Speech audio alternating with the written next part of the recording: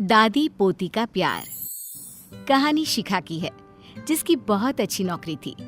वो काम के सिलसिले में अक्सर बाहर रहा करती थी।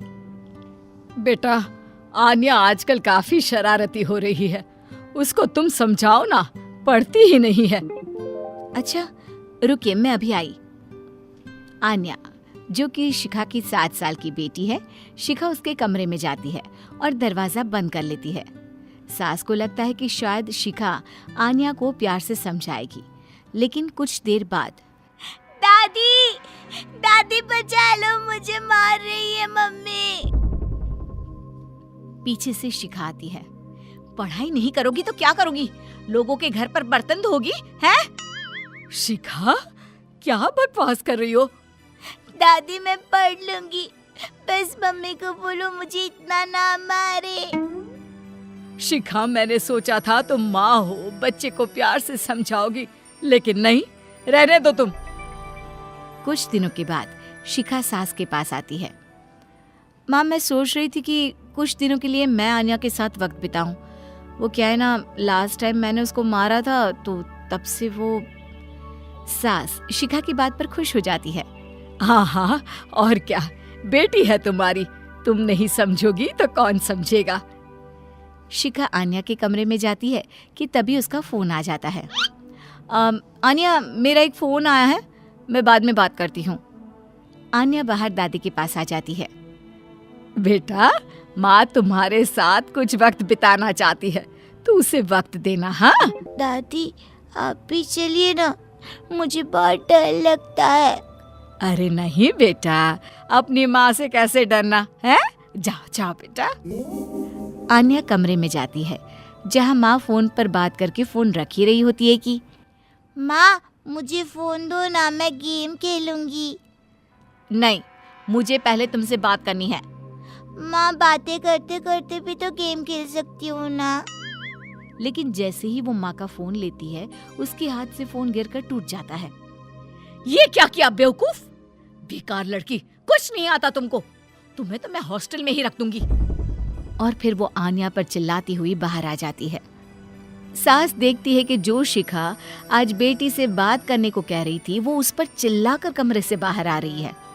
अरे क्या हो गया शिखा, तुम तो उससे बात करने गई थी ना। माँ, ये लड़की ना किसी काम की नहीं है। अरे मैं तो इसके साथ बैठकर बात करना चाह रही थी, इसने मेरा फोन ही पटक दिया।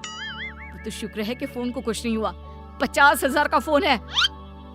अरे जब फोन को कुछ हुआ नहीं है तो बेटी के साथ कुछ पल आराम से बिता देती।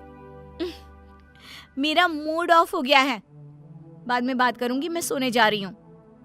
सास को शिखा की बात अच्छी नहीं लगती, पर क्या करती। बहू को बेटी की तरह समझने वाली सास सोचती है कि सारा दिन काम करके ये भी थक जाती होगी, वो बेटा बनकर घर की देखभाल कर रही है, तो क्या मैं उसके बच्चों का ख्याल नहीं रख सकती? मैं ही जाकर आन्या से बात कर लेती हूँ। दादी आन्या के पास आती है। वो कोने में बैठकर रो रही थी। ले, मेरी गुड़िया रानी को क्या हो गया? देखो शाम हो रही है, चलो पार्क में चले क्या घूमने? नहीं दादी, मैं कहीं नहीं जाऊंगी। मेरा चेहरा देखो कितना पीला पड़ रहा है, सब पूछेंगे क्या हो गया तो क्या कहूंगी। ये बात तो है। अरे कोई ना, मैं हूँ ना मेरी गुड़िया के पीछे से जवाब देने वाली। दादी और पोती पार्क में खेलने जाते हैं, जहाँ एक बच्चा कहता है, अरे आन्या क्या हो गया, क्यों रो रही थी? आन्या कुछ बोलती इससे पहले ही दादी कहती है, अरे आन्या ने रामायण देखी है ना, जिसमें रावण माता सीता का हरण करके उसे ले जाता है, बस वही देखकर रोने लगी मेरी गुड़िया। हरण क्या होता है आन्या की दादी? आन्या की दादी क्या होता है? दादी तो दादी होती है ना। वैसे हरण का मतलब होता है फिर क्या, दादी सभी बच्चों को रामायण के किस्से सुनाने लगती है। सभी दादी को घेर लेते हैं। आन्या को अपनी दादी को देखकर काफी फक्र महसूस होता है। आज तो पार्क में मजा ही आ गया दादी। दादी आप मुझे छोड़कर कहीं मत जाना, वरना मम्मी तो मुझे। नहीं बेटा, ऑफिस के काम से मम्मी परेशान हो जाती है और आपको तो पता है जिसे हम सबसे ज्यादा प्यार करते हैं उसी से ज्यादा नाराज भी तो होते हैं ना। दादी पूरी कोशिश करती कि आन्या का कोमल मन माँ से प्यार करे। फिर एक रोज, अरे शिखा, वो क्या है ना, तुझे तो पता है मेरी अंग्रेजी थोड़ी कमजोर है। सोच रही थी आन्या की कोई ट्यूशन लगवा देते हैं। क्यों, क्या हो गया? वैसे तो मैं ही पढ़ा देती, पर अभी छोटी सी तो क्लास है, समझा दूंगी उसे मैं। देख शिखा, माँ पढ़ाए इससे अच्छा तो कुछ हो ही नहीं सकता, लेकिन तेरे पास वक्त की कमी है ना। नहीं माँ, मैं अभी फ्री हूँ, पढ़ा देती हूँ। शिखा आन्या के पास बैठ जाती है। क्या हो गया? आप मेरे पास कैसे? कुछ चाहिए क्या? अरे कुछ नहीं, इंग्लिश की बुक निकालो, मैं पढ़ाती हूँ। और बेटा, मैं आपकी गलती हो तो ही डांटती हूँ ना। आन्या डर कर किताब निकालती है। अरे डर क्यों रही हो, हाँ? कोई भूत नहीं हूँ मैं। आन्या शिखा को पढ़ाने बैठती है। ये पहली बार था जो शिखा आन्या को पढ़ा रही थी कि अचानक शिखा जोर जोर से चिल्लाने लगती है। ये नहीं आता, इतना आसान है ये, दिमाग में तो गोबर भरा है, हमारे पूरे पैसे बर्बाद कर रही हो।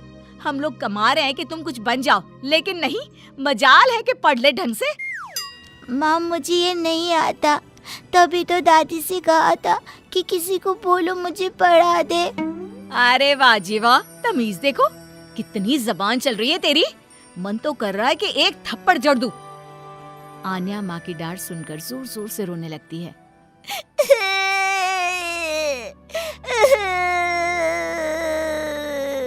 अरे अरे, क्या हो गया? क्या हुआ शिखा?